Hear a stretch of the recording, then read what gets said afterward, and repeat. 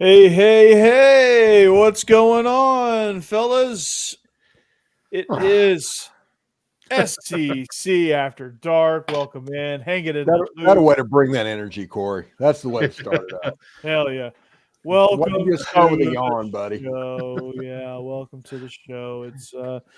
It's time to get cranked up, ladies and gentlemen. No, it's SEC After Dark. Welcome in, guys. And you He's bringing the heat. can't go straight to Macho Man then either. Now there has to be a middle ground. Never a middle ground. Not here. Oh yeah! I mean, look above me. I have to keep that energy.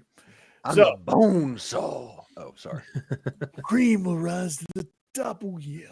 So, welcome in. It is SEC After Dark. Joining me is Steven Willis, Jeb Beecham, a peed off Bama fan, Hammer, and the boss man. You ready for now?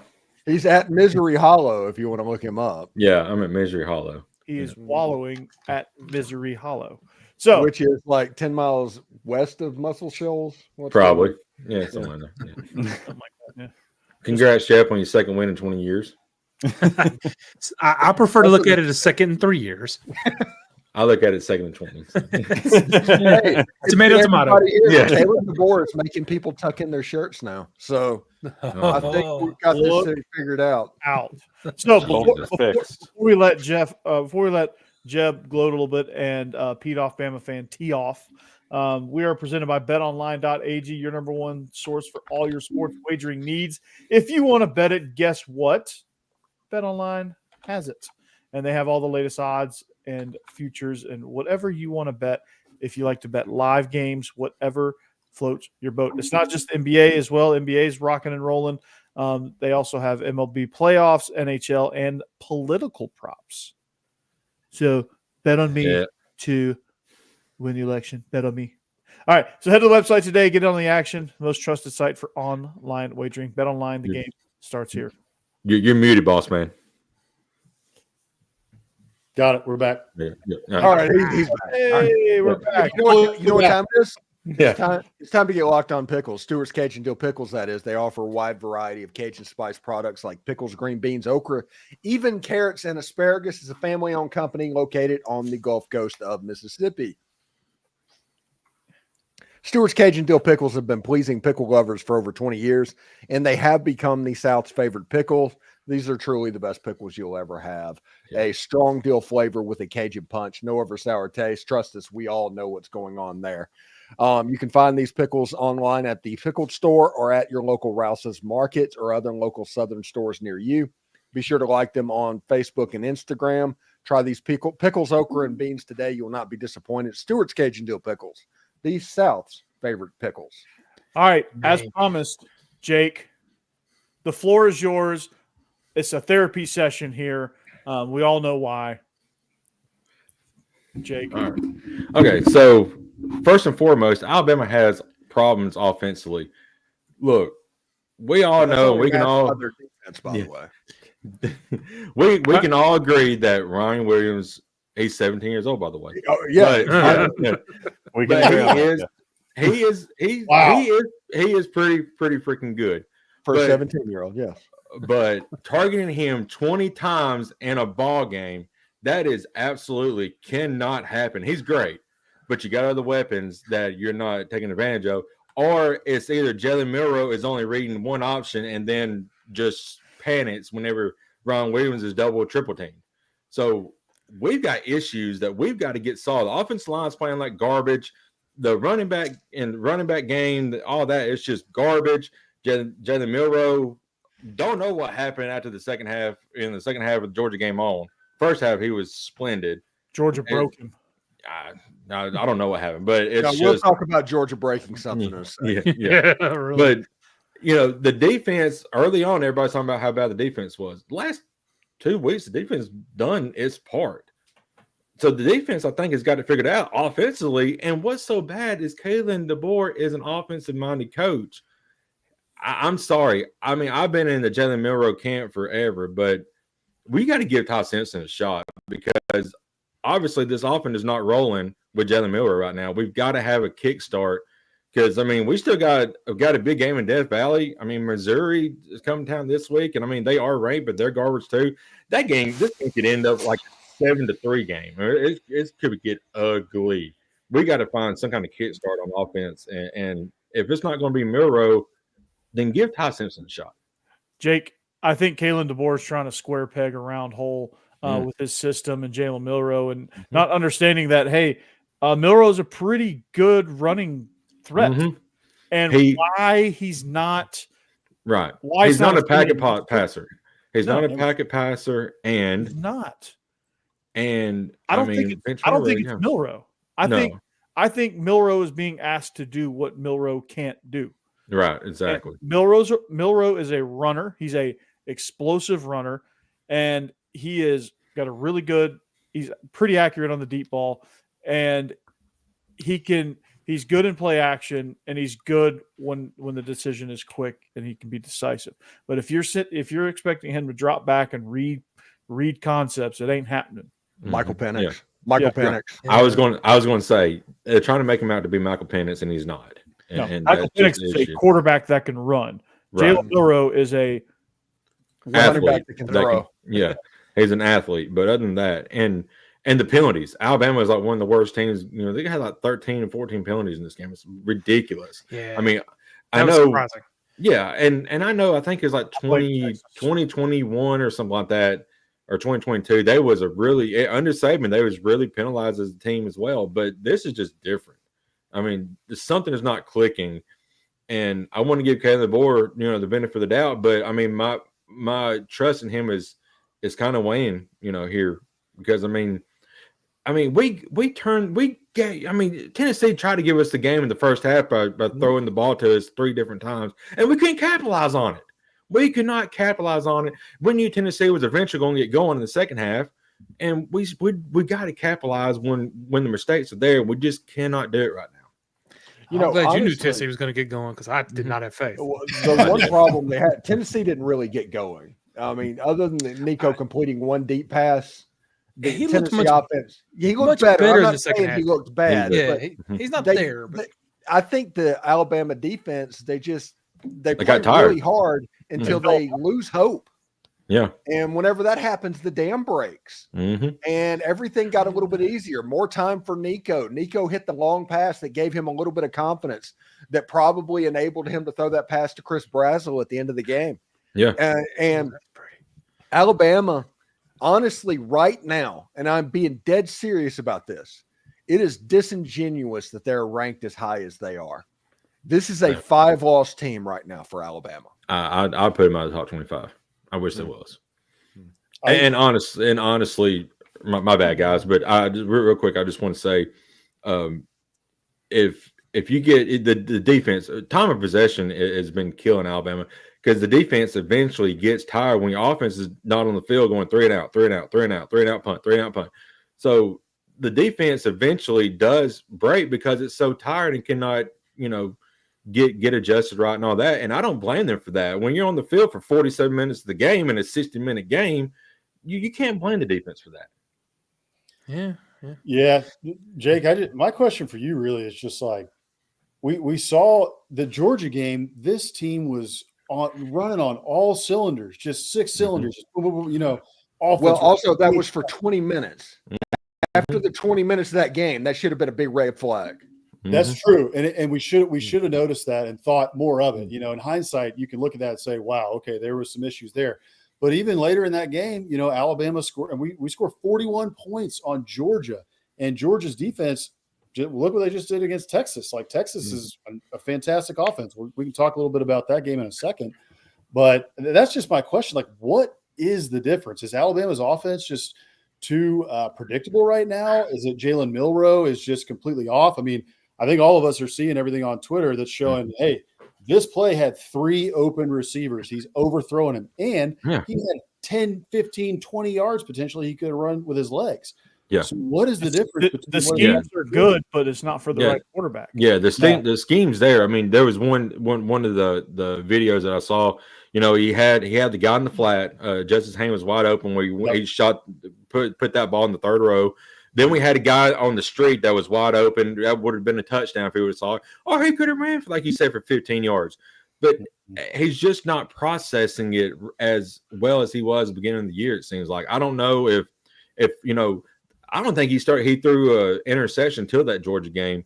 And it kind of messed with his psyche because, he has thrown an interception in every game since then. So it's something's up with Milroe. So I think Alabama is being defended the same way that Ole Miss is being defended right now. And I think teams have figured out how to do that because Tennessee's going through a little bit of that as well. Because that system, the way people are defending that is they're just taking away the explosive play. Pretty much. If you want to be patient enough to drive the ball downfield, they will let that happen. But they are banking on the fact that you will not do that. It has cost the Ole Miss the game against Kentucky. It has cost them the game against LSU. Tennessee, it cost them against Arkansas. Alabama, it's cost them twice at this point. Teams have just decided it's like you can score as much as you want if you're willing to take 4 minutes to do it. And we don't think you can score in over a minute. Right. Yeah. Yeah. But that's all I had. Steve, I think. I was just going to say, I think the other similarity there is with Ole Miss, everybody game plans to stop Trey Harris. It hasn't worked very well, but that's what they're trying to do. Same with Bama, because you said, Jake, that's the only guy that Milroe throws to. So everybody, since that Georgia game especially, maybe Georgia was caught off guard, but since then, everybody knows, cover this guy, have a safety over top, and even with that, Milroe's still going to try to force feed him the ball. So we can leave other guys open because he's not looking their way. Right. Somewhere in the second quarter, I was yelling at the screen. There's only one receiver. Just cover him. Why are y'all spreading out so much? I didn't understand it, but I don't know. Both these teams had a lot. Were having those kind of issues with getting going. I mean, Nico missed at least 2, maybe 3 easy touchdowns. Yeah, easily. That he should have had because he just couldn't hit his targets either. There's some issues there, but with Nico, he's still a redshirt freshman. I'm not as harsh about what happened with him. Milroe's been in the system 4 years. Yeah, with Alabama, it looked different. He's been in this system for less than a year. Yeah, but still last year. And that's the thing. I'm not a big knowledge person. I love watching football. Never played, never coached. So I don't know what the disconnect is, but it does look like there is a difference. Like what you were saying, Corey, there's something between Kalen DeBoer and his players that's just not clicking right now. Is what it looks like to me. I agree with what Rick and Bonnie said right there. Alabama will get booed if we go 3 and out immediately in the start of the game. Listen, the play that in that Tennessee game that nobody is talking about. Tennessee or Alabama got down into the red zone to like the 7-yard line, like the first time they got down there. I think it was the interception possession. And the first play of that series, everybody knew it was going to be a Jalen Milroe sweep. And the linebackers just sprinted out at a 45-degree angle and tackled him for a 5-yard loss. Yep. Because that is how predictable it is at the moment. You've got Justice Haynes. You've got Jam Miller. You got Jalen Milroe. You know, honestly, you should probably be going 21 personnel, 22 personnel, and just running some options, some old-time football. And I understand what that is, but those running backs are talented enough to do it. You have a quarterback that is the most athletic running quarterback in the entire SEC, but they're insisting on throwing the ball to somebody that won't be able to vote potentially in this election. Because in case anybody doesn't know, he's only 17. Wait. He's 17? Yeah. That's new to me. Yeah, it's like John Rice Plumlee plays piano and Josh Dobbs builds rocket ships. Oh, the astronaut. And Joe Milton just runs the ball. Yeah, and Matthew Stafford played Little League with like Clayton Kershaw or something. Yeah. Like Clayton Kershaw, yeah. And Tebow is okay. So here's the thing. You have to understand, you have to give looks, right? You can get in those personnel groups, but if you're predictable in your formations and in your tendencies and in your situational tendencies, it ain't going to work. Yeah. And I'm about to jump into the bizarre world here because I'm about to use Vandy as an example of why Alabama should be better. This is totally a bizarre world, but the reason why Vandy beat Alabama and the reason why they went on the road and beat Kentucky and the reason why they're actually good this year is because they present a million different looks to the defense, but they run the same like 3 plays out of those looks, and the defense is always caught off guard because they're not sure. And every defensive coordinator knows there's not a single receiver on Vandy's team that would scare Brentwood Academy. And they move the ball, and they're patient too. So maybe Alabama can take a lesson from that as far as being patient situationally, understanding what you have, and playing to that, and understanding, hey, we may have to change our philosophy a little bit. We may need to be a little bit more patient. We may need to drive the ball instead of trying to launch bombs to Ryan Williams. Those will come in due time. Oh, if anybody wants to see some football pornography and they're interested in that, do not search that, Jeb. But Vandy's third down rate, they're completing like 52% of their third downs. That's impressive. Their touchdown rate in the red zone is absolutely obscene. And you wonder why Vandy is good. Those are the two stats of why Vandy is good. They're just, and they control the clock too. because of that They stat. convert third downs. Yeah. I mean, Pavia's a freaking Houdini, man. You can't tackle him on third down. It's like third down. He's like, oh, hey, it's third down. Okay. Make three guys miss and teleport to the other side of the field. Now, I'm looking forward for Vandy hopefully upsetting the Texas Longhorns. Sorry, Texas fans. But Vandy and Pavia at Auburn. For the second straight week. I need that more than air. I need that more than air. For the second straight week for me. So let's talk about that. Let's talk about Texas. All right. Yeah. So I saw that coming.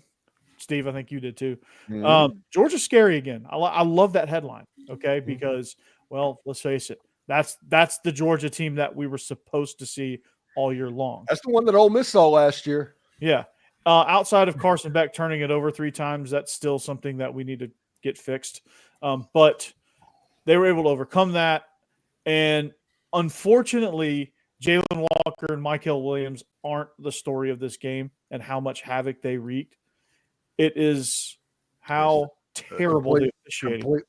Completely bogey move. Wait, what are you talking about? It was bogey move. Bogey move.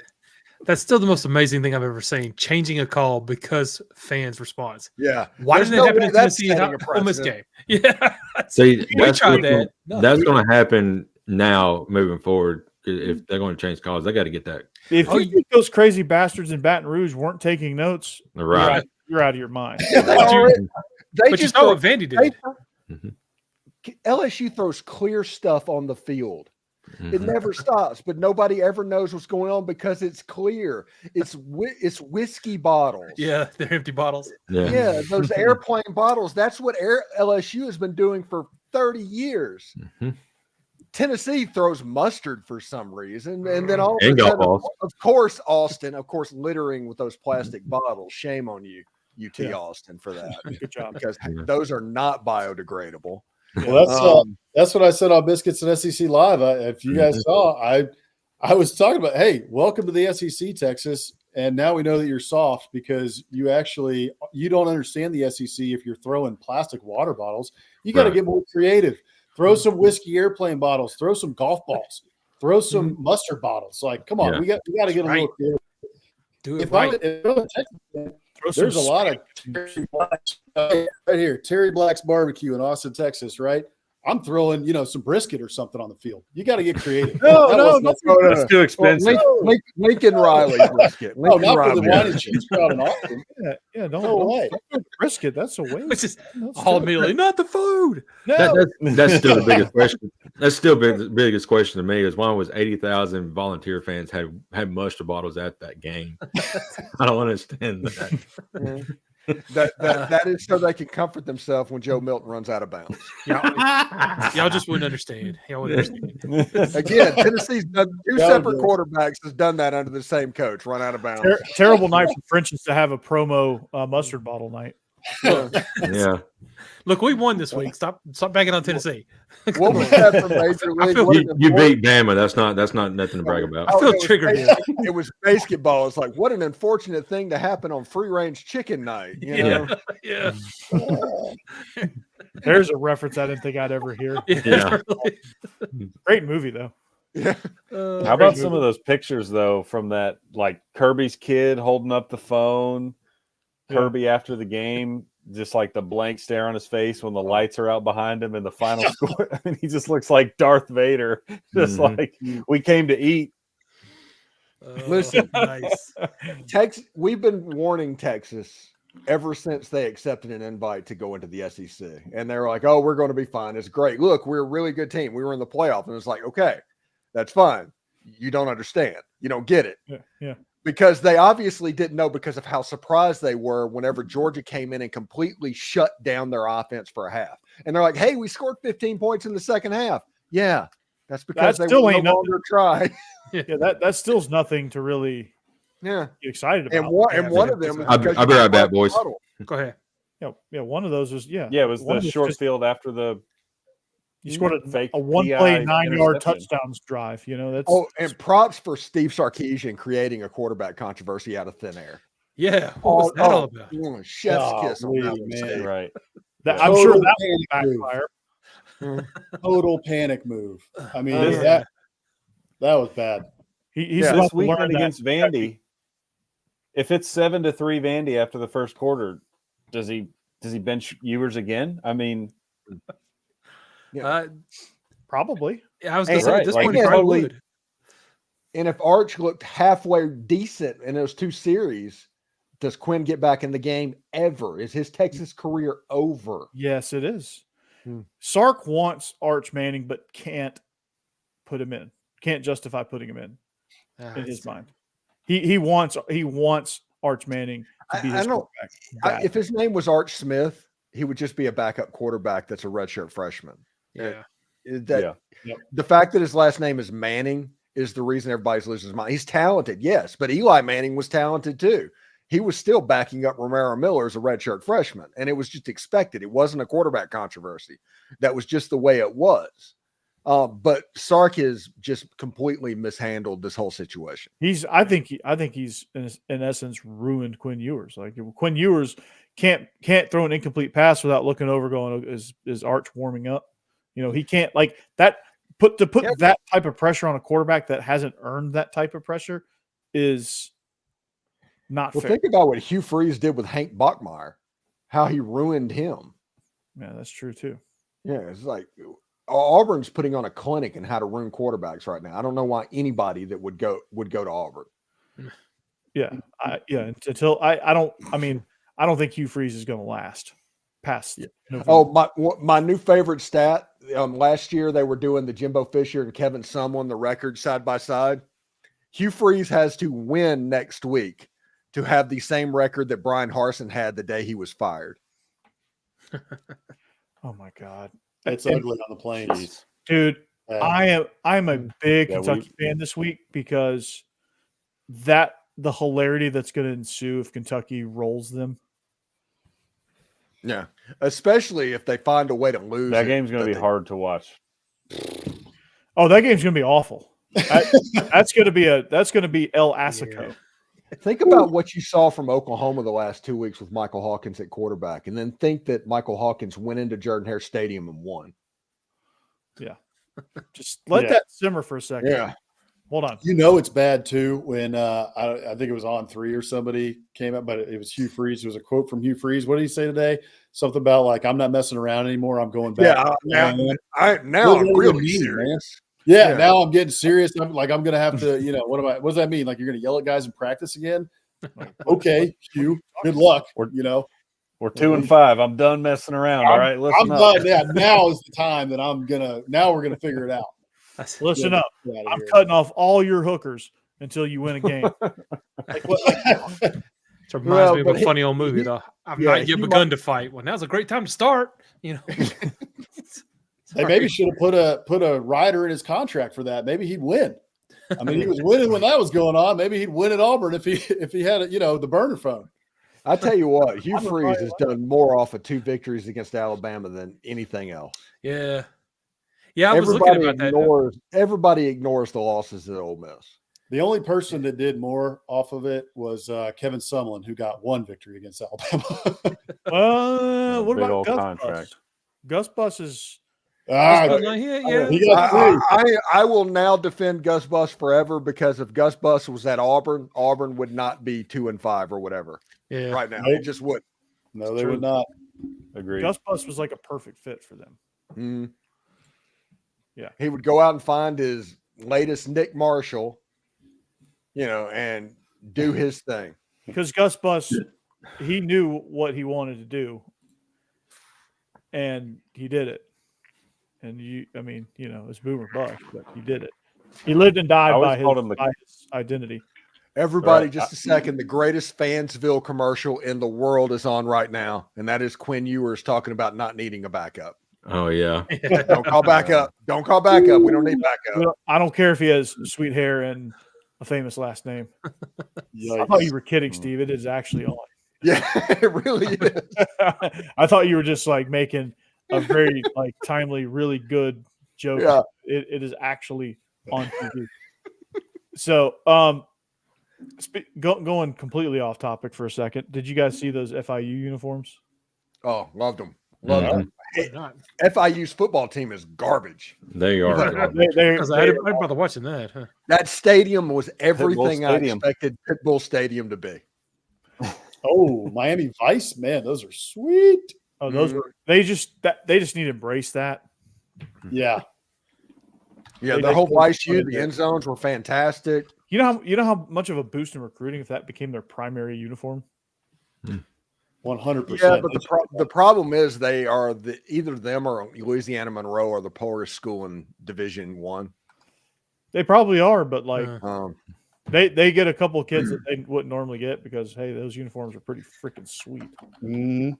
But yeah, there's not they're not going to win any like conference anytime soon. But their quarterback was awful, like next level awful. I've seen high school quarterbacks that were better than that, and I'm not even talking about guys that were going to be recruited, just dudes. just high school dudes that are going to go majoring in accounting and Yeah. run their dad's firm. Oh, I saw a great tweet today about DJ Uyunglele. Said Nailed that DJ has opted out this year to focus on his CDL license. Oh, jeez. You know what's funny is like during their game he is absolutely just stinking up the joint, and then they play a commercial with him in it. Is a Cheez-It commercial or Dr. Pepper, one of those. You're just like, oh no. Hey, by the way, Dead Messenger here. He agrees. Texas fans shaming us for not recycling, yet they're chunking water bottles on the field. Yes. Leaving Perfect. cheerleaders have to clean up their mess. Yeah, it's like That's Austin. You had, be consistent with your branding. Be who you are. I will let you be who you are, but you got to be consistent with it. All right, Mr. Yeah. Ref. You're not going to call that. You're just not. gonna Bogey call it. move. All right, bogey move. Don't mess with Texas. Totally bogey or we will move. throw Yeah. water bottles. Totally bogey move, man. All right. Yeah, like I said, Tennessee at least threw mustard, and got somebody in the crowd hit Lane Kiffin with a golf ball. Mm-hmm. He caught Threw one, a didn't he? golf ball. Well, it was on the ground. It hit him. And then he picked it up. Yeah, Yeah, and he went and picked it up, and then he autographed it, and he auctioned it off to Ole Miss fans after that's that. awesome. That is great. That is very Lane Kiffin. So, Yeah, that sounds like Lane Kiffin. Mm. well, so LSU A&M boys, like what's happening here? Hammer, kick us off. Why don't you? Yeah, go ahead. The two A&M people in Yeah. the house. Aggie. Sure. Man, I think from the A&M side, you just have to wonder what Connor Wigman you're going to get, because he's been, especially this year, just total Jekyll and Hyde. Terrible against Notre Dame. Then he gets hurt. Then he comes back and looks great against Missouri. And last week against Mississippi State, it was just kind of bleh. He threw 2 bad interceptions. Got a 10-point win, but I don't think the game he just played against Mississippi State beats LSU. He needs to be better. He needs to not turn the ball over. So that, and just, is this LSU defense that we've seen the last 2 weeks actually who they are moving forward, and we can just expect that from them? Or did they just find LSU and Arkansas at the right time? Because coming into the year, the first couple of weeks, I thought LSU's defense stunk, and they did stink. In the last 2 weeks, all of a sudden, they don't stink, and they're actually pretty damn good. I mean, holding Arkansas to 10 points or whatever, it's pretty good. Holding Ole Miss to 20-something. I know there's a lot of Steven, you could go down a list of errors that Kiffin and that offense made, but the LSU defense made more plays against Ole Miss than I thought they would. So very interested to see how the LSU defense looks and what A&M can do to attack them, especially if Weigman comes out looking, not very good. What can A&M do then? How do they adjust, Yep. Yeah. Two other things I'm looking. Broke him. Who's that? I think Oz the Mentalist broke him. Oh my gosh, Yeah, that I was wanted the to point weirdest. that I'm out. like, he's like speaking a different language. Well, I'm like, how do you talk like that? Yeah. Two other things I'm watching in this game. I said it last week about Quinn Ewers versus the Georgia secondary. Same thing with this week in a different game, Connor Weigman versus the LSU secondary. LSU secondary has been its Achilles heel, at least early in the year. They've gotten really gashed on the back end a lot, but they've seemed to have tightened that up a lot in the last 3 weeks. So as Hank alluded to, with LSU's defense, is this who they are going forward? Is Blake Baker's system starting to take hold? Have they figured a couple things out without Harold Perkins? They're looking a lot better, getting a little more pressure. So which Connor Weigman do we get against this LSU secondary? Are they able to hit plays like they were able to against Missouri? And then the other thing from the A&M side I'm watching is the defensive line. This defensive line is one of the best in the SEC, and the LSU offensive line is pretty solid. So are they able to get pressure on Garrett Nussmeier? Are they able to get him off schedule? Are they able to bottle up this LSU running game, which has found a little bit of their stride in the past couple of weeks? And then finally, from the A&M side, I would just hit on the running game. Le'Veon Moss is a dog. That guy has really started to run the ball well. He's been very physical the last couple of games. He had actually 50 yards taken off the board last week by some phantom holding calls. So what does Le'Veon Moss look like against this LSU defense? I think, teams have been able to run a little bit on LSU this year, especially early in the year. So is A&M able to establish the run? And if they are, I think they got a really good chance to win. On the other side of the coin, if you told me that one quarterback is the quarterback that makes it in the NFL in the future, I think it might be Garrett Nussmeier. Yeah. He's scary. That guy makes NFL throws, and he makes them at very opportune times. Listen, in that Ole Miss game, he completed 40% of his passes, but his last 2 went for touchdowns, and he got the win in the game. He's just an absolute, as everybody says, a dog. And LSU is getting healthier on the outside. Their offensive line, we know they are excellent at pass blocking. I think this might be a low-scoring game. We talked about this on the SEC Squad show last night a little bit. This game could be a 14-10 type football game because of how talented A&M's defense is, and LSU's defense being able to cut down on explosives finally. And I think this game has a chance to be kind of slow, kind of plodding. And I think plays need to be made, and I think Nussmeier can make those plays. I like LSU in this game, in case anybody doesn't know. Yeah, absolutely. Well, let's talk about this further, because we are 33 minutes into the show. You know what time it is, Steve. Picks. It is picks. Picks. So you guys know how this works. If you're in the chat, make sure you chime in with your picks and where you're picking from. So I don't know why my last pick just went away. That's weird. That happens like every single week. Yeah, I type it in. Did you type in Auburn? Because that's a good way for an Auburn win to disappear towards the end, right? Yeah. That is true. That is true. No, okay. By the way, props to Brady Cook. He just cemented himself in freaking Missouri lore, going to the hospital, coming back from the hospital and into the game and leading the team back to a victory with multiple scores in the fourth quarter. Props to Brady Cook. He would have been put it in the lube if it wasn't for Mr. Surrender Cobra guy. Yeah, that's pretty awesome. All right, so you see the standings. We got a log jam at second place. Something's going to have to shake out here. Steven sitting on the top of the standings. So our first on the poll. Sorry. Hey, now don't Google that either. Okay. So that is, of course, a statement of fact and in no way a reference to his sexuality. Okay. Oh my God. I just Ricky Bobby, man. Yeah.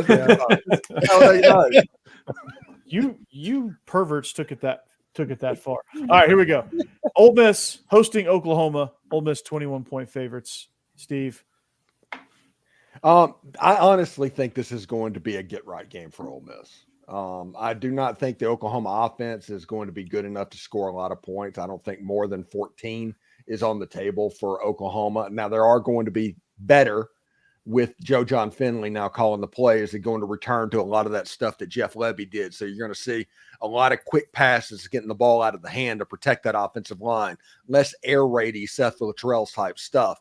But I don't think that's going to be enough. Oklahoma is going to run the ball, honestly, to establish the culture for the future, because they are trying to get to a bowl game, and you need to establish that. It's hard to run the ball against this Ole Miss defensive line.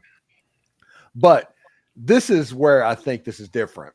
You have a bye week with Lane Kiffin. He had 2 weeks to think about his struggling offense that has struggled the first 3 weeks of the SEC season. He has a defense in Oklahoma with Billy Bowman and Danny Stutzman that he actually respects. They're second in the NCAA in stats. I think you're going to see the Ole Miss offense kind of light up and use all the weapons finally for the first time this year in SEC play. And I think Ole Miss is going to cover this pretty easily. I think give me a 35-14 type win. Yeah, I think Ole Miss covers this easily because I think something has to give with this Ole Miss offense. Lane Kiffin has to come to his senses at some point and say, listen, we've got this weapon, and this weapon. Let's use them. Let's utilize this portion of the field and that portion of the field. And that'll help out Trey Harris too. Yeah. And then we can come back to Trey Harris when the opposing defense, insert team name here, has to worry about these parts of the field too. So I think they do that. I think they get back to kind of what they're good at. And I think Ole Miss essentially can name their number. Oklahoma's reeling right now, and they're going to take advantage. Jeb? Yeah, I've not had good luck so far this season picking 4 spreads that are this large. So I want to pick against it. But, man, in that Tennessee-Oklahoma game, Oklahoma was doing everything they could to hold on, and they just kind of snapped at the end, and they've just looked bad since. It's like they're just broken now.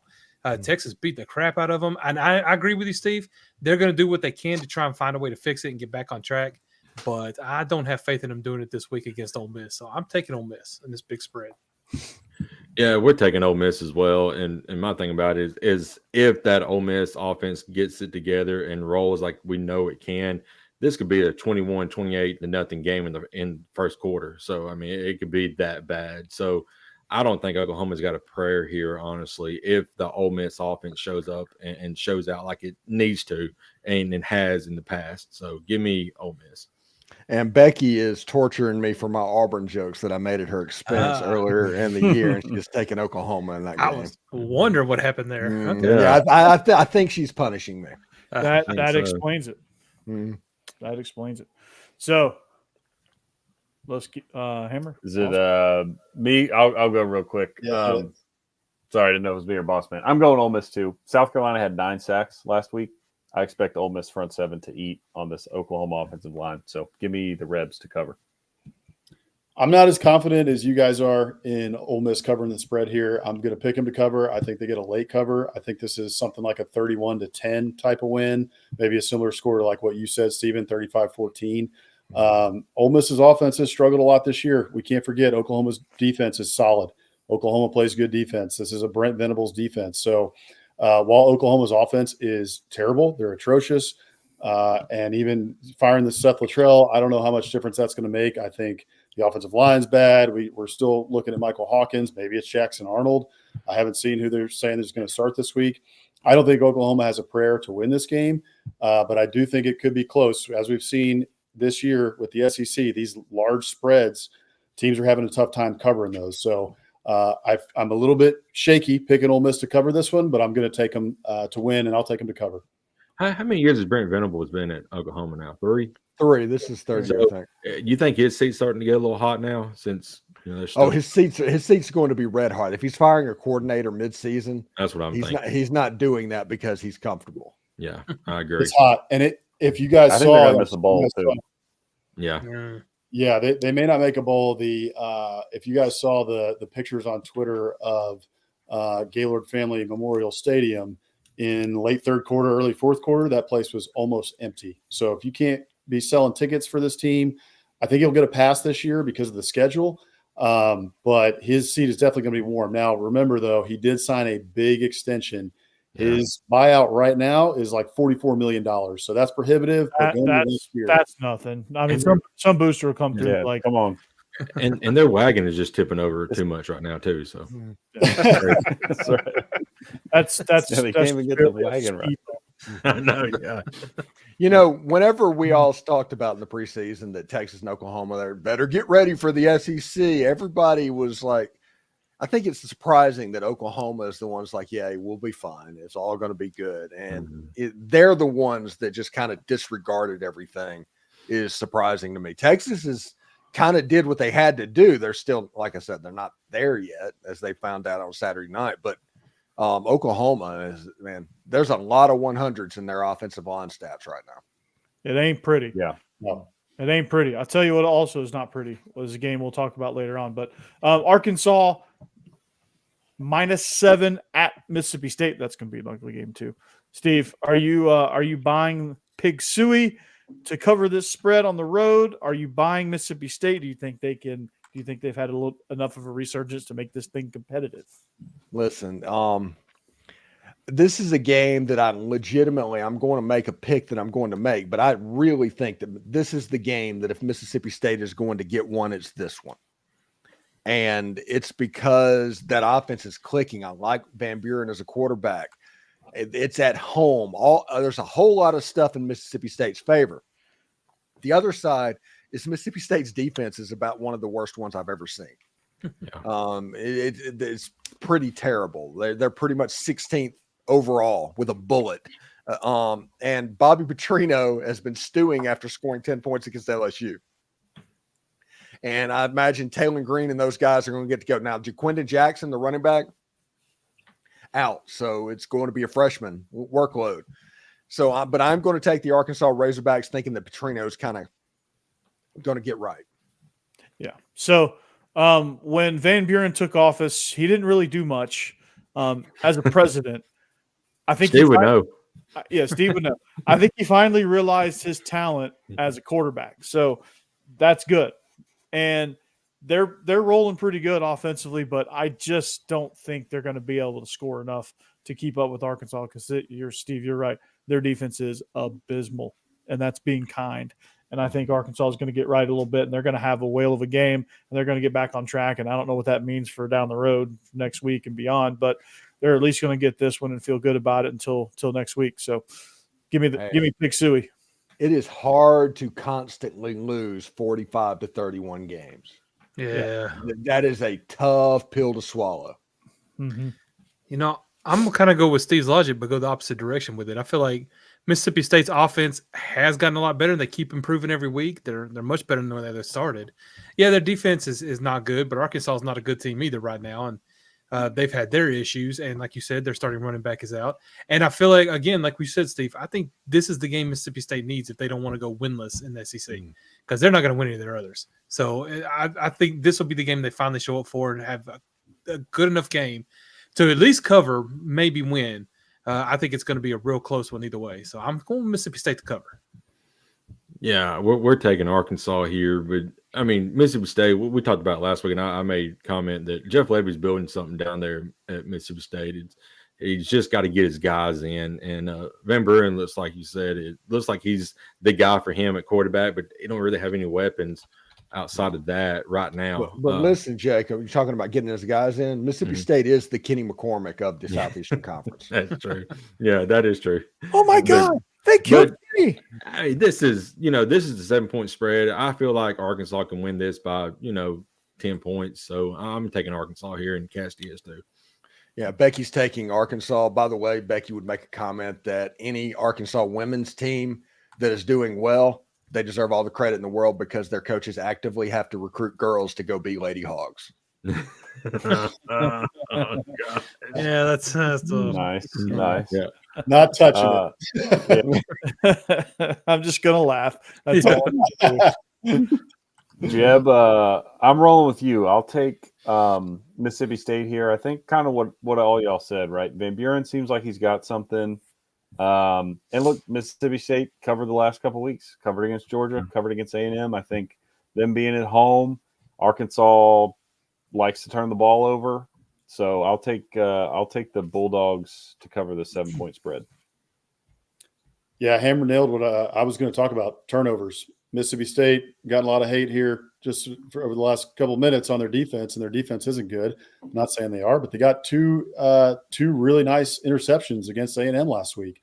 Arkansas loves to turn the ball over. They've been turning the ball over all season long. The only time they didn't was against Tennessee, and they got the win. I am expecting them to revert back to the mean. I'm expecting a couple turnovers from Arkansas, and I really like what they got with Michael Van Buren. I think he's somebody that Jeff Lebby can build a program around and can get guys to want to come play for Mississippi State because of him.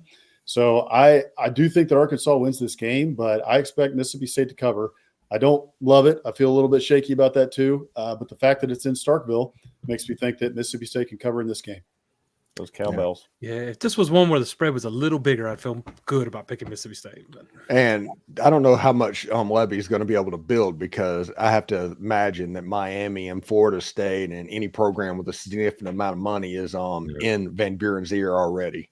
That's Yeah. true. Mm-hmm. We'll see what happens. And then, hopefully they're not, hopefully they're SEC enough to not be a farm system. So, Missouri at Alabama. Jake, this one, I'll let you get to it here in just a second. But Steve, Missouri is 13.5-point road dogs in Tuscaloosa. It's. I don't know if Missouri is going to win outright, but if South Carolina can be within that number, Missouri absolutely can. Missouri is probably a better team than South Carolina at the moment. Their defense is pretty good. They don't give up explosive plays. If you do not give up explosive plays against Alabama, you're going to be in the game. And then let the kind of defensive line work and to try and stop those running backs and that. So I like Missouri in this game, maybe not to win the game outright, but to keep it within 10 points. Yeah, I think Missouri, they're flat too. Bama, we talked about their issues and their woes, and I think Missouri has some similar things. And yeah, Bama's going to have to contend with Theo Weiss and Luther Burden, and they're going to try to contain Noel. But they might have to deal with Drew Pine, which that's a dude that wasn't ready to play a week ago against Auburn. Yeah. And so for that reason, I think a one-legged Brady Cook or a Drew Pine is not good enough to go to Tuscaloosa to beat Alabama, much less cover. So I'm gonna take Roll Tide in this scenario. Even if Brady Cook was healthy, I might still take Bama, but in this scenario, for sure, I think it's Bama. Yeah, I actually kind of agree. What was going on with Jalen Milroe in that offense was pretty bad against Tennessee. But you have to remember, Tennessee is one of the best defenses in the SEC right now, too. And Missouri just is not. And they haven't really been good getting in the SEC play at all. I mean, they barely squeaked by Vanderbilt, who we now know is actually a pretty decent team. You can't say they barely squeaked by Vanderbilt, because that's actually one of the better wins in the conference at the moment. Yeah, but nobody knew that at the time when they played them. But you're right. That turned out to be a lot better than you would think. But they just got destroyed by Texas A&M, which that looked pretty bad. And now Brady Cook might not play. There's a good chance he won't play, or at least certainly won't be at 100%. I feel like Alabama is going to have a good game this week, a much more decent game. Kalen DeBoer needs that.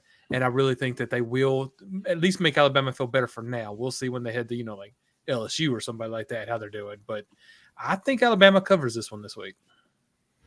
I'm wearing a brown shirt. You know what else is brown? And that's Alabama's offense right now. It's complete doo-doo.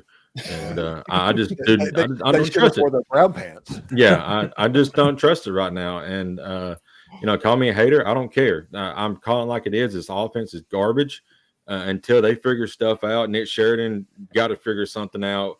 We got to play Ty. They're tucking their shirts in. Yeah. Anyway, that changes everything. Bama by 50. No. So, and I mean this Alabama struggles on offense. Missouri has their struggles as well. This could be like a 14-10 type game, honestly. And I mean, if it's that case, then Missouri's going to cover. So I don't know. I'm with you, Steve. I don't know if they can win outright, but I think they are going to cover this game for sure. Yeah, I think it'll be within 10, and I think Becky is going to take Missouri as well. She just likes that Ridley Simpson's that joke that says this flag has 49 stars on it because I'd be a cold day in hell before I recognize Missouri. And, Yeah. Grandpa Simpson. All And right. Cassie's picking Alabama because she's a real fan. Georgia fan or an Auburn fan? Well, she's a fan of some teams. I don't teams. This plural, half of the SEC, not this half. Yeah. Yeah, She just hopes everybody has a good time. Yeah, Cassidy is fan fluid. she is. Yes, she loves everybody. I love it. She is like Drake. Oh boy, Yeah. Oh man. Cassidy, I'm call out. sorry. Steve just compared you to Drake. I'm sorry. Apologies. Yeah. I'm sleeping with Drake. That's bad. Did Kennesaw I'll, State just get a stop on 4th down? Yeah, Hell yeah, go Owls, man! Kennesaw State. yeah. Go ahead, Kennesaw Hammer. State. Yeah. I used to run the Big South, dude. Kennesaw State. Some deep cuts. Yeah. I'll Brian keep it Boyhan. brief. I'm rolling with Missouri. Basically, just for everything that Jake said, I don't trust Alabama right now. So a 13.5-point spread is too much, almost regardless of who the opponent is. And I think Missouri, with their weapons, should be able to do enough on offense. I don't think Missouri's going to go down to Tuscaloosa and win, but 13.5 is way too much for me right now with Bama. So I'll take Mizzou to cover. Yeah. This is just like last week to me. Alabama, Tennessee. Like, I don't trust anybody. I don't trust anybody in this game. I don't trust the Alabama offense. I don't trust Missouri's offense. I don't trust either defense, really. I think Alabama's defense has been playing better, as we talked about earlier in the show. And I think they are going to be able to bottle up Mizzou a little bit, especially if Drew Pine's the one playing quarterback. But for me, you get a couple of you guys have touched on it. This is just too big of a spread. I've seen too much of Alabama at this point on rocky ground the past couple of weeks to think that they're going to cover a 13.5-point spread, even at home. I don't think that either of these teams are ranked where they should be. I think both of them probably should be in the 20s. And Mizzou, in my opinion, probably shouldn't even be ranked. I think we've seen enough from Mizzou at this point to think that they are who they are. We've seen what we've seen from them. I don't think that they're a very good team this year. I think they're middling in the SEC. So in this one, I'm going to take Mizzou to cover, but I'll take the Tide to win. Alabama couldn't cover against a high school team right now. Bring Hoover up down the road. Yeah. It's awful. Yeah, we'll see. We'll see against Hoover. All right. Yeah. Now on to a real game. Now, Texas rolls into Nashville, First Bank Stadium, 18.5-point favorites against the Vanderbilt Commodores and Diego Pavia. Steve, are you hailing to the Vandy Overlords, or is it? I am, but I'm not doing it in picks. And I am going to be rooting for Vandy harder than anybody other than Ole Miss over the weekend. I just am, and we all know that Becky is. Mm-hmm. But I'm going to pick Texas in a whole reverse psychology type deal, and to go against everybody else, as we're going to see on this one. So, when is Vandy going to lay an egg? I think it's going to be hard to beat Vandy by 18.5 points. I think Texas is going to have a problem. And I do want to say this. Used to, you had to worry about literally Alabama beating you twice. You don't have to worry about that anymore. You have to worry about that now with Georgia. And anytime you play Georgia the next week, look out. Vandy got Alabama after the Georgia game. Now they get Texas after the Georgia game. Look out for that fact. That will be what might wear down the Texas Longhorns, and Vandy could get off to a fast start, and look out. Okay. That'd be crazy. Yeah, exactly. Yeah. So I'm taking Vandy here. Honestly, I think that their style of play can really grind this game to a halt and really disrupt the rhythm of Texas and what they're doing. Texas has a unnecessary out of thin air quarterback controversy. I think that's going to mess with things. I think the atmosphere is always nailed it. I think the atmosphere is always just kind of odd in Nashville right now. More Vandy fans are starting to appear out of the woodwork, which is they had to change their ticketing rules. Mm-hmm. Exactly awesome. Yeah. So now they got 60 fans there. So I'm gonna. You know what? I didn't call it last time. I didn't have enough faith in it. Why not? Vandy winning outright. Let's do it. Nice. On.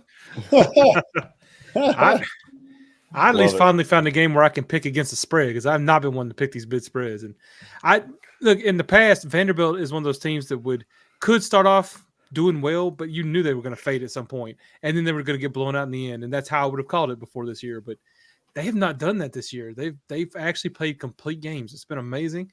I'm not Except Georgia State. They didn't play. Yeah, well, I left that game off, man. I didn't watch that. They're still 2 plays from 7-0. Yeah, they are. Yeah, and I'm not a Vandy fan, but at the same time, I kind of like what I'm saying. So I'm going to pick Vanderbilt. They did put up apparently netting so that where Texas fans sit. Oh man, I want to see that. That would have been one of the most fantastic trolls ever. Just make it barely see through, so they're trying to see through the holes. Yeah, no, you can't do that. But it still would have been funny. No, but I do. I think Vandy covers this. Actually, I don't think they win the game, but I think they keep it closer than 18.5. I guess I referenced my shirt. It is brown, but there's something else on this shirt there's writing on it. And we just got back from our 10-year anniversary trip. We went to Blue Ridge, Georgia. I think I told y'all that, but they had the Bigfoot Museum. So my shirt says it's talking about Bigfoot, but it says believe. We're believing in the Vandy State Commodores. Yes, they Aggie doors. Whatever, it don't matter. They're Commodores, Aggies, whatever. They are. Texas has no idea what they're supposed to walk into in Nashville. They're going to carry those flagpoles down the Broadway Strip again, throw them in that river. Vandy's going to win this, and I say they're going to win by at least 10. Bigfoot sightings, Vandy wins. They're both so rare. I get it. I get it. You got to believe. I love it. I'm here for it. Becky saw my picks and immediately just was like, "Hey, Steve, that's a bogey move, man. You got to take the Vandy Aggie doors." Mm-hmm. And I was like, all right. I was like, okay, stop it. We know that how you feel about Texas. This is weird and everything. But she's taking the Vandy State Aggie doors. There you go. Cassidy's taking Vandy as well. I'll join in. I'm taking Vandy here, right? Diego football. That offense gives everybody trouble. Corey, go, Diego, go. The quarterback controversy, like I said earlier in the show. Let's say it's 7-3 after the first quarter. Vandy's up. Texas offense is struggling. What's going on in Ewer's head? So give me Vandy definitely to cover 18.5. Oh, please bench Quinn Ewers in this game. Something happens. Come on, Sark. Just make it worse. Make it worse. Hey, Quinn, after he's come back from his injury, has not looked the same. So he's kind of seeing ghosts right now. But also, he's seeing Sark up Arch Manning. That's what he's saying. Well, that's true too. And they're also seeing Texas playing better teams. Yeah. Vandy's a better team. That's what's so weird to say, though. Man, you guys are getting me all fired up. I almost want to switch my pick, but I actually think that Vandy has a better shot if we don't go full Vandy on this show. So I can't believe it as the Aggie that I'm taking Texas. But I'm taking Texas to cover in this game. I think that Texas is going to be ready, and I think that they got a chip on their shoulder after last week. Hammer touched on it. The big thing that I'm interested in this game is where's Quinn Ewers up here?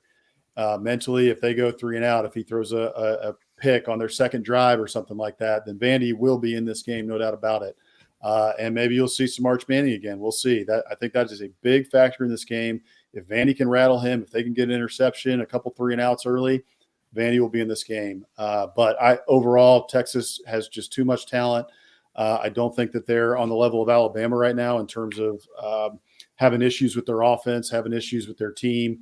So I think they're going to get right in this game. And maybe Sark this week will post another positive quote on his Instagram that will be carry them into next week, because this last one was pretty ridiculous, like a middle school girl. So I'm taking Texas. So boss man is horns up. All right. Horns here, I guess. Yeah. We know where Kennesaw just kicked the field goal. Kennesaw just went up 10 with 4 minutes to go. This is where the boss man is. Yeah. I'll never put them up, but just there. I have jumped off. I jumped off the Vandy bandwagon, early in the season when we lost to Georgia State. I am back on it. I'm driving it. I'm totally off the Alabama bandwagon. Hey, Let's go.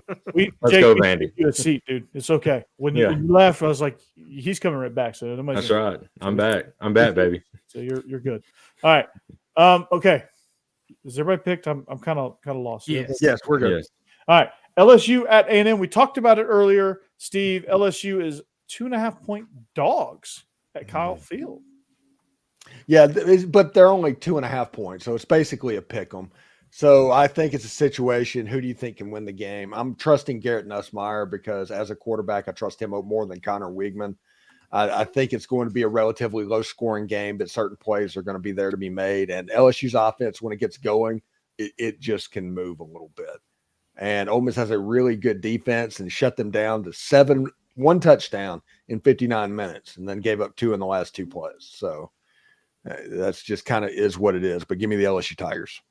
Yeah, I think this game's going to be a jab fest for like the first half and maybe somewhat into the second quarter or third quarter. And then LSU all of a sudden is going to find some opening, and then they're going to punch and they're going to break this thing wide open. And I don't think they're going to blow out Texas A&M, but I do think they end up winning this game. I think they end up winning by a touchdown. It's back and forth for a little while. They're jabbing at each other, but I think LSU in the end, Nussmeier, the more experienced, more consistent, more stable quarterback, will win this game. I think it'll be fairly high scoring, not like super high scoring, but not the 14-10 slugfest that Steve thinks it's going to be. But I do think LSU is going to win this one. Yeah, I'm just going to say agree. I have no idea on this one. These are both teams that started off this season looking bad, and they both, by the time they hit SEC play, found themselves look great. So it's a great Saturday night football game. Yeah, perfect. I'm definitely going to enjoy this one. So no, I'm taking LSU to win. I do think they're going to, but at the same time, I wouldn't be shocked if I'm completely wrong on that. Outside of Death Valley is probably one of the toughest places to play at night, but the 12th man is definitely a tough place to play at night. And I think that crowd is going to be into it all game. And I really think that's going to be the difference. Now, I don't think they're going to throw crap on the field like Texas did, but I think they're going to energize this offense. It's necessary. Right. If there's a bad call, maybe. Yeah. But I think they're going to energize that team. Connor Weigman is going to, feed off that. He's going to have a really good game. And I think they can win this by 3. So I'm taking A&M for our buddies at the Biscuits and SEC. Becky is taking A&M as well. I think it's just leading into her Texas hate, if we're going to be honest about it. But she'd give her the Aggies. And Cassie's taking Aggies. Love it. I'm taking A&M too. Obviously, right? We're Aggies here. So I think, Homer pick. I think, Jake, I like your point. I think, night game, home crowd. The game last week where LSU, I thought that crowd was going to play a factor, but LSU kind of just buried them from the beginning, and Arkansas crowd was never a big factor. I think it'll play a role here, and A&M just so far obviously has looked, especially recently, not so much against Notre Dame, I guess, but has looked pretty good at home. So I think they'll play better than they did at Mississippi State a week ago, and I think they'll find a way to win. But it's a pick'em game. Now, the Texas A&M game coming up on Thanksgiving weekend, that's going to be cinema. I cannot wait for that football game. Outside of that embarrassing Northern Illinois loss, Notre Dame's actually looked fairly good here recently, so that's don't really look like a bad loss at this point. Yeah. I'm really excited to watch Louisiana boy Le'Veon Moss play some grown man football against those LSU Tigers. I think Le'Veon Moss is going to have a big game. He has been running downhill on folks over the last couple of weeks. I think he's really found his stride, and I really like the way he's been playing. So I like Le'Veon Moss to have a big game in this one. I do think quarterback play is going to favor LSU in this one, as you guys have talked about. But Jake and Hammer, you guys touched on it. Kyle Field at night, it's a difficult place to play. Yes. And there have been a lot of really crazy things that have happened in this game, in this rivalry over the years since A&M joined the SEC, 74-72. You guys remember that one? Connor Weigman as a freshman, as the third-string quarterback, goes in and beats LSU. LSU goes in and has Joe Burrow. They beat A&M 50-7 right before 2019 in 2018. So It's been a wild game, a fun game to watch. It's going to be another fun one in Kyle Field. I'm really excited to watch this one. I just think A&M has just a little bit more. I think the 12th man pushes them over the edge in this one, so I'm taking the Aggies. Gig 'em. I remember that 74-72 game, and they dumped water on Ed Orgeron. He had to stay in that wet clothes for an hour later after that game. That's so funny. Yeah, screaming out through 7 overtimes, just soaking wet. That was so great. Yeah, the only downside of that game is that caused the rules to change. Yeah. Yeah. Unfortunately. I know. That's true. Yeah. Funny story about that game. So my dad and I was at home visiting family. We went out to a bar to watch the game. We're watching the game, and Hammer, he was actually, I think he was in Austin watching the game. He was living in Texas at the time. So he's watching the game, and my dad and I see Kellen Mond's knee go down. We can't hear the audio in the bar, so we think the game's over. So we left, and we're ticked off. Oh, we can't beat LSU. We're 10 minutes from home.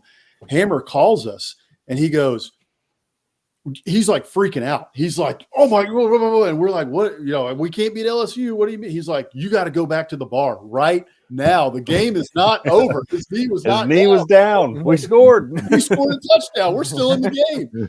My dad and I flipped it around, went to a different bar, sat at a Buffalo Wild Wings until like 1 a.m. watching that darn game. Yeah. Yeah. Jeez. Nice. I remember I was like, okay, I'm tired. All right, I'm gonna go to bed. Okay, cool. And then I'm like, wait a second, they're going in overtime. Okay. Still going. Yeah. It's like, okay, I'm committed to this game now. I'm gonna wait it out. And it's like 1 o'clock in the morning. Yeah. I'm like, I fell asleep 3 like hours 3 times later. in that game. Yeah. Lord. like, Wake up and they're still playing. I'm I like, fell asleep in the middle of it. is my TV on repeat or something?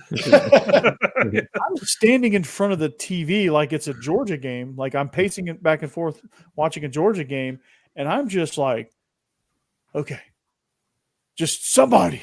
Just finish it. Anybody win this football game? Yeah. Last one, Corey. Last one. Okay. Last one. Speaking of falling asleep, did everybody make a pick on that last one? Yeah. Yes. Okay. Mhm. So I get lost in some of these. Okay. All right. Speaking of snooze fest, Auburn travels to the Kroger bag, the grocery bag at Kentucky. It's pretty much a pick 'em. Kentucky's 2.5-point favorites. I think this is a sleep roulette here. If you watch this game, do not operate heavy machinery while doing so. Steve, how do you feel? I think that Kentucky does not look the same now that they looked against Georgia and against Ole Miss. I think that Kentucky might be due a little bit about that, and that Mark Stoops, they're really good at getting turnovers and turning over quarterbacks. And we all know that Peyton Thorne is a turnover machine at Auburn. I think that is going to cause some short fields for the Kentucky Wildcats. Maybe they're going to use Dane Key and Barry and Brown finally, and we'll see exactly how that goes. But, it's 2.5 points, 2.5 points. It's basically a pick 'em. I think Kentucky's going to win the game, so give me the Wildcats. Yeah, there's no other explanation. I think Kentucky's going to turn them over. This is going to be a really ugly game. This could be a 10-3 game or a 10-6 game very easily. But give me the Wildcats at home to beat Auburn. Yeah, I have to kind of agree. Auburn kind of has the same reasoning that Mississippi State did earlier. This is pretty much their only chance at an SEC win. So I know they're going to come out and be playing hard, but I just don't have any faith in them at all. And Kentucky looks like a decent team. I think Kentucky ends up winning this, so I'm taking them. The next Auburn quarterback, Caden Salter, just threw a touchdown pass to pull within Did he hit 3. a touchdown? And I'm so sad when we had to get rid of him. We're taking Kentucky, and honestly, it's going to be a snooze fest, like everybody said. And this game is about which offense do you trust more. And I mean, both of them has been terrible, but I think right now I trust the playmakers on Kentucky's team to make a play more than I do Peyton Thorne and some of those playmakers. And honestly, Hammer, Bossman, you guys said it last week on your show, and we said it on here last week as well. Auburn's got to utilize Jalaquez Hunt a lot more than what they do. And if they do in this game, then he may have a big game and actually win this game for him. But they've got to use him a lot more than only getting 13, 14 touches a game. Yeah. Becky is taking the Kentucky Wildcats in this game. That's it. Yep. Yep. I'm taking Kentucky too. This one very well might be the like second coming of the Frank Beamer meme where it's 0-0 into regulation and he's pumping his fist because neither one of these offenses is good. This is a coin flip for me. It's a home game for Kentucky, so I'm picking them, but I don't feel good about either team at the moment. Both of these coaches need a win though, bad, desperately. Yeah. Big time. Well, Hugh Freeze just got serious, so Mark That's Stoops. why Mark I'm Stoops is picking the top Auburn. 10 paid coach. I'm picking Auburn because Hugh Freeze just got serious. He just realized 2 years in that he has to get serious. He's got to start yelling at people. So I'm taking Auburn. I'm going against the grain here. Not so fast, my friend. Ode to Lee Corso. I picked Auburn last week to take down Missouri, and they had them up until 43 seconds left in the fourth quarter. So Auburn has been right there in a lot of these games, and I'm not saying Auburn's good. I know they're not good, but I just don't like Kentucky at all right now. I don't think they've got anything. I think their offense is not good. Their defense is decent. I understand that, but I think Auburn. I think Auburn matches up well with this Kentucky team. So I'm going to take Auburn to win this one to get their first SEC win. It's like you guys talked about, like you alluded to, Jeb. This might be their only chance to get a win. So I'm going to take Auburn to get a win here. Yeah, you kind of feel like they have to, like they're not so bad that they just can't win one. They feel like you're going to snag Right. one somewhere. So I get where you're coming from. Yeah. Auburn can't finish games. That's the only issue. Yeah, That's they the might be that bad. We'll see. Yep. We'll see. Yep. They had a 14-point lead against Oklahoma late in the game and squandered it. So I mean, 11 points. 11-point lead in the fourth quarter. They squandered that. They squandered the lead against Missouri. They California. lost to Cal. Yeah. How do you lose to Cal? I mean, 10-point loss to Arkansas. That game was a slog. So they're losing close games. Within 7, within 10. So they are right there, and I think they're going to jump up and get somebody. I think this is the week. Yeah, I can see that. all right. Zach Blackerby of Locked On Auburn needs to feel happy. Yeah, he does. It's Joy in life. Yeah. it's been a painful road for him this year. For the last 2 Not years. just this year. It's been like 5 years. Yeah. The other SEC hosts are definitely not making this gentle either. Yeah. They shouldn't have got rid of Miles on. No, They're not. or Harsin. What you wish for. Yeah. But hey, they're doing great in recruiting, but they can't win on the field. Mm. And By the way, everybody that's watching the show, my debut on ABC Memphis, ABC 24 Plus is at the 24th Floor Sports Show. Will be tomorrow at about 3:00 Central Time. So tune in for that. Nice. Excellent. Congratulations. Steve is rolling in the studio in an Elvis suit. So Yeah. good stuff. So yeah, he's gonna. Yeah, Steve is. Never mind. I had a joke in my head, and I'm so tired I forgot what I was gonna say. Everybody's done their picks, Corey, so you can take us out. Let's go. All right, 2 minutes. Okay. Well, I hope you guys enjoyed what you saw, what you heard.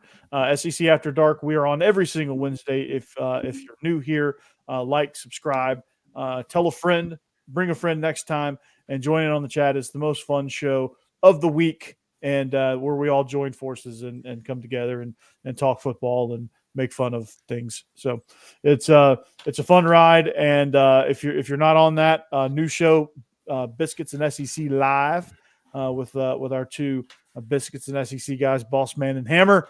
That's a new show on this channel, so you should definitely get involved in that too as well. Let's prop them up. They've had a newsletter for 7 kajillion years. They've turned it into a podcast now, and it's really good. So if you're missing it, you are truly missing it. So Steven Willis, I think you heard him. He just got a TV deal with ABC 24, and I think he hit his 20 millionth subscriber. So that's good. And he is the king of Ole Miss football podcasting, or Ole Miss podcasting in general. The new Mr. Beast, Steven Willis. Yeah. Mr. Willis, what you talking about? Yeah, I'm sure he never hears that joke. Jeb is right now. He's just a dude. He's at Olin Mills. He's at Olin Mills right now. About to take some sweet graduation portraits, but How You should long? be- How you should- long you you should be there? home next week, right? Yeah. Your normal set next week, right? No, I got one more week here. Okay. And so November 4th, I'll drop out. So November 6th show, I think.